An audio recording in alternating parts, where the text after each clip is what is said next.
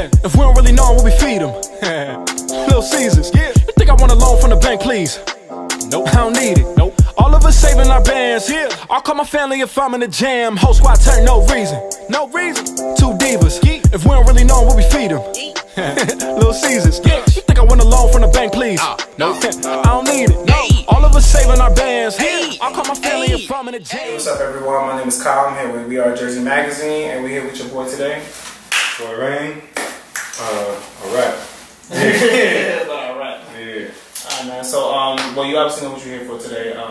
You know, your rap career is really like popping right now. Like I've known you since you was a teenager, and you just gotten better and better as it's going on. So, I just want to ask you, what made you start rapping? Because like I knew you were good before, but like you really like blown since then. So what's up? First wrote the first time in the 5th grade. That was just I heard Ludacris. He his Red Light District album, his intro. I didn't know what it was, and it hit hard, different than like any other music. So I wrote my first rap that day. First time I rapped out loud was freshman year, and that was like it was real movie-ish. Like long story short, somebody took my girl. Damn, bro. She was. Anyway, she don't like. But yeah, so we basically battled out one, and everybody's like, "Oh shit!" And then I'm like, "I could do this." So after hearing that confirmation, and then hearing like other artists like Ludacris and then 50 Cent, how like it was the boldness they had in their music that made me like, all right, let me try it. You know what I'm saying? So that's why I started. Oh, okay. So like, what message do you want to give to your fans when you talk to them, when you're performing for them? Like, what message do you try to convey in your music? The 4 elements I try to keep in like every material I put out is truth, honesty, fun, and wisdom. So like, the truth to me is, the truth just is, you know what I'm saying? I know a lot of people say half my truth, half is truth. The truth just is to me, you know what I'm saying? Honesty is how I feel. So I feel like, I believe you can't connect with nobody, you know, unless you can feel, you know what I'm saying? If you don't speak the same language, like if I'm crying, like you may start crying, you may not know what I'm crying about, but you can feel. Then the fun is like, I like to have fun all the time. Yes. and then wisdom is like, you know, people always need to walk away with something that help them be better in life. So those are the 4 things I always try to keep in like everything I do. So just take us through like your creative process. Like, what do you do like to get in the zone, making this? Like, how do you come up with the concepts and things for your albums and your music? It depends what I'm coming up with. For the most part, I know this sounds probably mad cliche, but it'll just happen.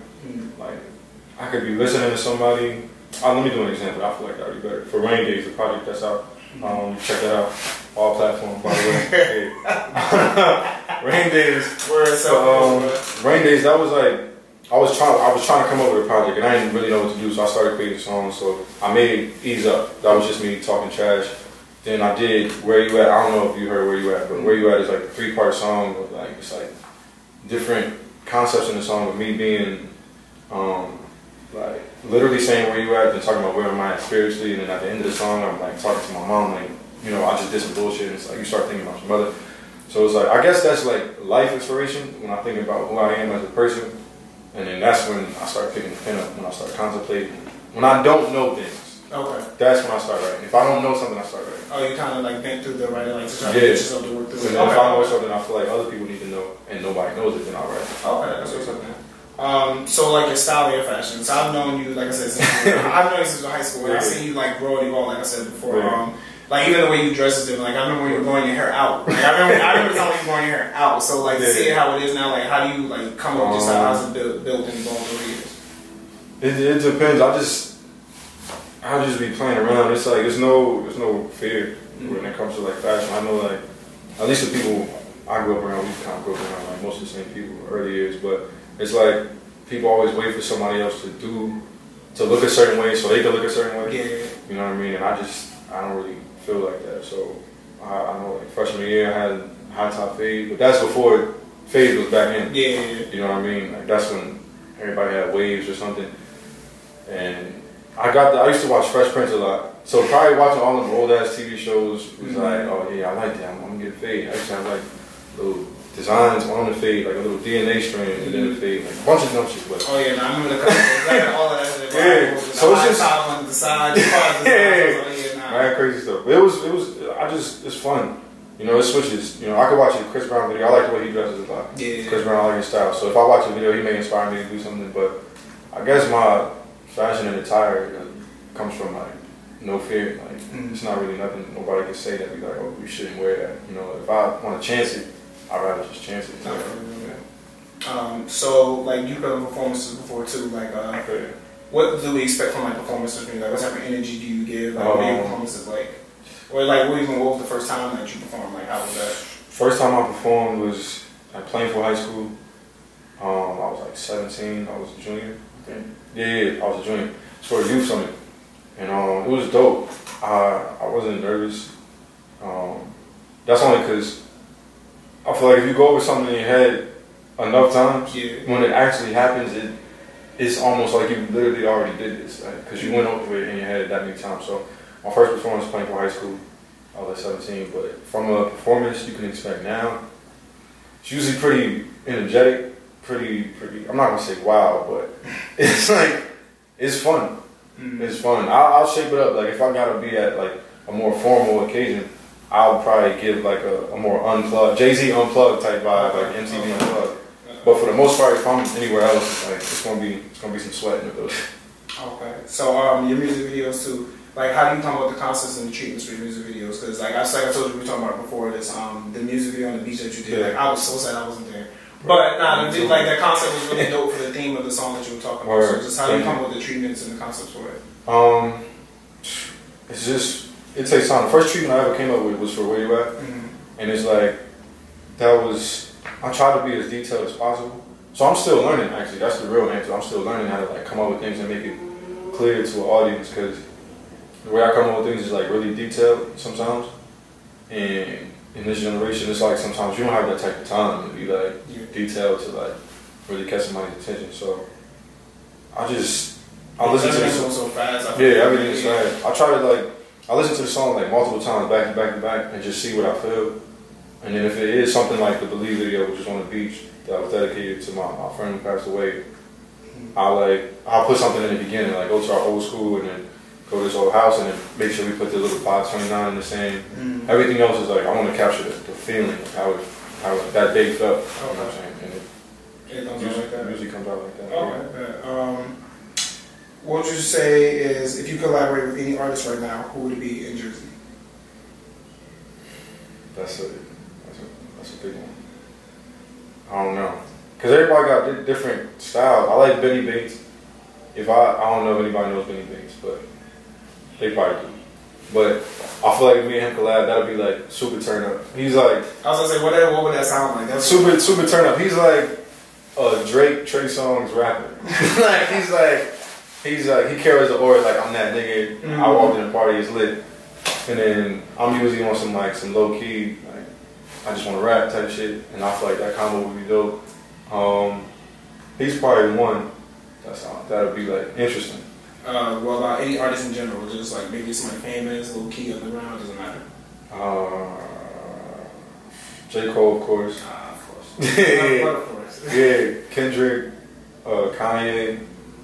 I like a lot of singers too. I know this may sound weird, but like Taylor Swift. Why? Nah, now we gotta pause this. Why Taylor Swift? I gotta know why. Cause she's dope. I feel like she makes like really dope music.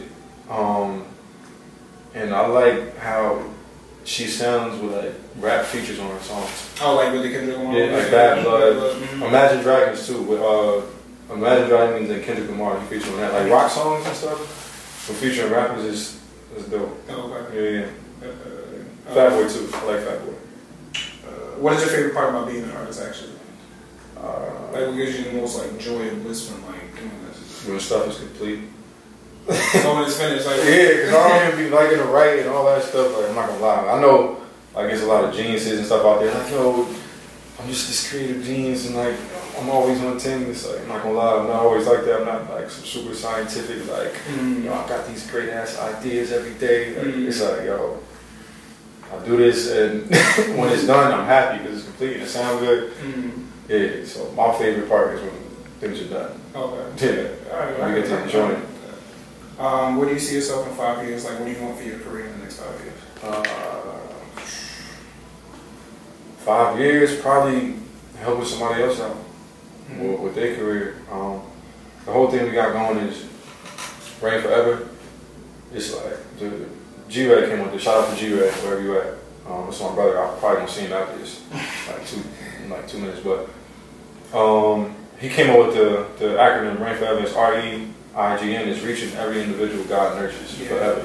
So that's like kind of what I want to step into more. Is what I feel like we didn't have when we was young was we had like a lot of talents and gifts, and you know, they stood out. People noticed we had talent, but all they kept saying was, "All right, you're good, but go to school," or "You're talented." But I just had a conversation with somebody about this yesterday. Facts, but you're talented. But what's your plan B? And it's like, before you even try to get in depth about what you asked me I want to do about, like you already asked me what's my plan B. So, you know, I'm not gonna say this why it takes us longer, like our generation, but I feel like we can make it quicker for the next generation if we, you know, try to cultivate their dreams like while they're young. You know what I'm saying? They can get there quicker. They can learn stuff quicker. You know, it's like a seed, but like nobody would water that.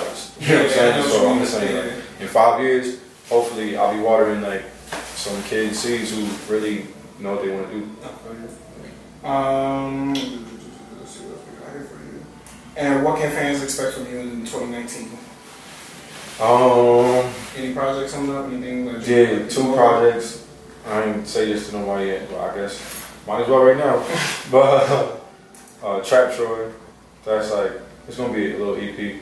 It's gonna be hits. It's gonna be full of hits. Yeah, bunch of turn up random hits, like bunch of fun stuff. And then after that, later in the year, it's gonna be Pauline Proverbs, and that's when I'm gonna get like a little more in depth about things. Pauline Proverbs gonna be really, I'm not gonna say intense, but it's gonna be a wide range of like situations and emotions. I'm gonna just tell the complete truth about certain stories, about, you know, even as I'm drinking it right now, about Paulie, and then, you know, how that meets up with wisdom in life, and like the bad things that got me, and then like fun times that had me, all that. I just want to talk about the whole thing and really try to like give people a clear perspective. Like, one thing I want to address on that is like, you know, I live in North Plainfield, that's where my house is at, but I went to high school in Plainfield, and it's just being there for all these years. Now I'm looking around about the difference in between the towns, and it's like about 3 liquor stores in North Plainfield.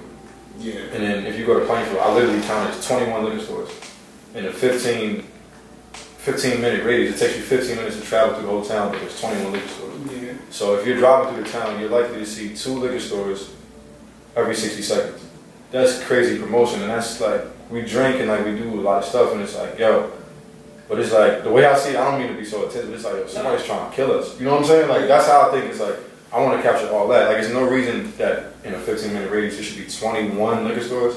That's excessive. Like, what about a 15-year-old kid who's walking home and has to see that every day? Like, by the time he's old enough to go in there and purchase something, he's already like prepared to consume alcohol, and it's like everybody can't handle it. So what if he has like an addictive nature in his family and stuff? So yeah, I want to talk about all that. Quality properties. Nah, but that's the one I'm doing. Like I told you before, like I love like it's because I know you as a person, and I love like that your personality is real free, like you're real goofy, you real chill, like, yeah, you goofy as hell, but you chill like that.